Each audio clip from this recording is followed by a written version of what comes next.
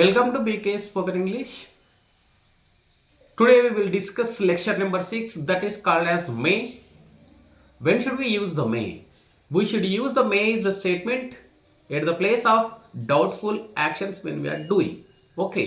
For example, తెలుగులో ఏమంటామంటే చేయవచ్చు, చూడవచ్చు, మాట్లాడవచ్చు, తినవచ్చు అని చెప్పేటటువంటి సందర్భంలో ఏం వాడతామంటే మే అనే స్టేట్మెంట్ను ఉపయోగించడం జరుగుతూ ఉంటుంది. దీని యొక్క ప్రిన్సిపల్ ఎలా ఉంటుందంటే subject plus May plus V1 plus object.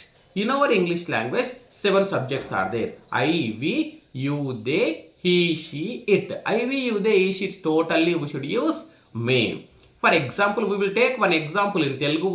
We want to translate from Telugu to English. For example, మీరు ఇంగ్లీష్ మాట్లాడొచ్చు. You may speak English. మీరు హోంవర్క్ చేయొచ్చు. You may do homework. వారు క్రికెట్ ఆడొచ్చు. They may play cricket. ఆమె గుడికి వెళ్ళవచ్చు. She may go to temple. Okay, thank you.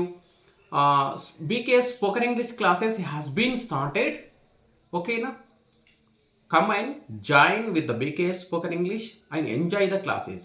Thank you very much.